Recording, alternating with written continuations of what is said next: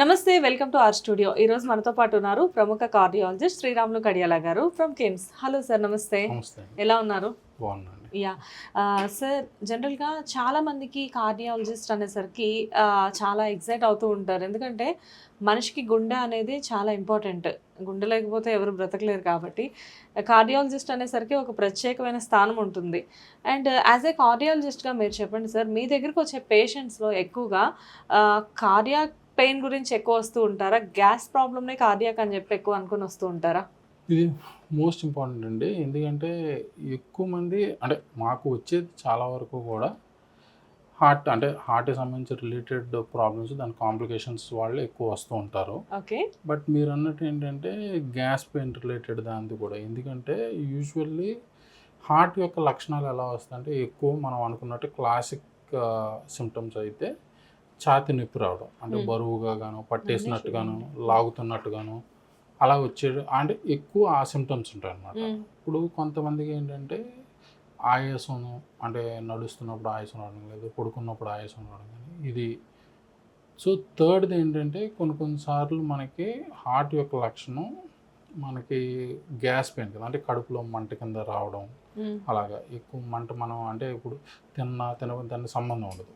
Usually ఏంటంటే తిన్న తర్వాత మంట ఎక్కువ అవడం, లేకపోతే చెమటలు ఎక్కువ పడడం అలాంటివి ఉన్నప్పుడు ఏంటంటే అది మనం గ్యాస్ పెయిన్ కింద నెగ్లెక్ట్ చేయకూడదు. అది హార్ట్ యొక్క లక్షణం అయ్యేటువంటి ఛాన్స్ ఎక్కువ ఉంటుంది. సో కంపల్సరీగా ఏంటంటే అలాంటి లక్షణాలు ఉన్న వాళ్ళు మనకి ఒకసారి నియర్ బై హాస్పిటల్కి వెళ్ళి ఈసీజీ తీసుకోండి. ఎందుకంటే అది మనకి యూజువల్లీ కింద ఇన్ఫీరియర్ వాల్ అని ఉంటుంది హార్ట్కి. దాని ఇన్ఫీరియర్ వాల్ హార్ట్ అటాక్ వచ్చినప్పుడు యూజువల్లీ ఇలాంటి లక్షణాలు ఎక్కువ రావచ్చు. సో వెంటనే అంటే ముందు జాగ్రత్తగా వెంటనే వెళ్ళి ఈసీజీ అట్లీస్ట్ తీసుకుంటే మనకి అది ఒకటి అంటే ఆన్ గోయింగ్ హార్ట్ అటాక్ ఉందా లేదా అనేది రూల్ అవుట్ చేసుకుంటాం. చాలా వరకు హార్ట్కి సంబంధించిన ఏ ప్రాబ్లం అయినా ఈసీజీలో మనకు తెలిసిపోతుందా సార్? అంటే యూజువల్లీ ఈసీజీ అనేదండి ఎలక్ట్రికల్ సిస్టమ్ మనకి ఆఫ్ ది హార్ట్కి సంబంధించినటువంటిది. అంటే ఇప్పుడు మనకి ఆన్ గోయింగ్ హార్ట్ అటాక్లో కానీ లేకపోతే ప్రీవియస్ హార్ట్ అటాక్ యూజువల్లీ అవి ఎక్కువ చూపిస్తాయి. ఎక్కువ ఎలక్ట్రికల్ సిస్టమ్ యొక్క ప్రాబ్లం మనకి అది ఇండికేషన్ చేస్తూ ఉంటుంది అన్నమాట. అంటే ఎలా అంటే హార్ట్ బ్లాక్స్, అంటే హార్ట్ బ్లాక్ అంటే ఏంటంటే first degree, second degree, third degree complete heart block అనేది ఎలక్ట్రికల్ సిస్టమ్. హార్ట్ బ్లాక్ అంటే మన రక్తనాల్లో ఉన్న బ్లాక్ కదండి, అది మనకి ఎలక్ట్రికల్ సిస్టమ్ కూడా ఉంటుంది మనకి. సో హార్ట్ ఏంటంటే మనది heart is just like pump, మోటార్లో పంపింగ్ దానిలాగా మనకి.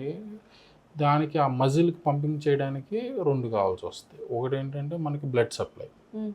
సో మనకి ఏదైతే మనకి కారు దానికి ఇంజన్కి మనకి డీజిల్ లేదా పెట్రోల్ పైప్స్ ఉంటాయో అలాగనమాట బ్లడ్ సప్లై పైప్స్ అవి. సో రెండోది ఏంటంటే మనకి ఎలక్ట్రికల్. ఇప్పుడు ఏదైనా కానీ మన ఇంజిన్ వర్క్ అవ్వాలంటే ఎలక్ట్రికల్ వైర్ కావాలి కదా, సేమ్ అంతే. హార్ట్ మనకి ఇప్పుడు మన నాడిపట్టుగా చూసుకుంటే మనకి లైలో కొట్టుకుంటూ ఉంటుంది, నిమిషానికి 60 నుంచి 80 మధ్య కొట్టుకుంటూ ఉంటుంది యూజువల్లీ. సో ఎలా కొట్టుకుంటే అంటే ఎలక్ట్రికల్ సిస్టమ్ నుంచి జనరేట్ అయ్యే ఎలక్ట్రికల్ ఇంపల్సెస్ అవి కోఆర్డినేట్ చేస్తుంది అన్నమాట. సో ఆ ఎలక్ట్రికల్ దాంట్లో మనకి ఏమన్నా ప్రాబ్లం వస్తే దాన్ని కండక్షన్ బ్లాక్స్ అంటారు.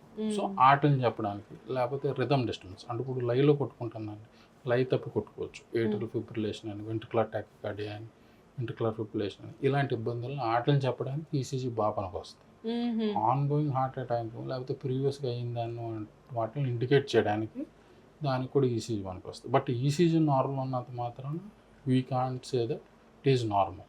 మనం ఏంటంటే పేషెంట్ని యాజ్ అ హోల్గా చూడాలి. అంటే క్లినికల్ ఇప్పుడు మనకు ఉన్నటువంటి లక్షణాలు, మీ ఫ్యామిలీ హిస్టరీ, మీకు ఉన్నటువంటి వేరే రుగ్మతలు, షుగర్ ఉందా, బీపీ ఉందా, వీటిలన్నింటిలో కన్సిడర్ చేసుకుని ఈ ఈసీజీ దాని తర్వాత ఇంకా ఫర్దర్ టెస్ట్లు అవసరం ఉన్నాయా లేవా అన్నది అవి మేము డిసైడ్ చేస్తాం. సో అందుకని ఏమైనా లక్షణాలు ఉన్నప్పుడు సెల్ఫ్ మెడికేషన్ కాకుండా మనకు తెలిసినటువంటి ట్రీట్మెంట్ చేసుకోవడం కానీ ఇంట్లో డాక్టర్ని వచ్చి ఎస్పెషల్లీ కార్డియాలజిస్ట్ని హార్ట్ సంబంధించిన వాటిలో క్లారిటీ తెచ్చుకోవాలి.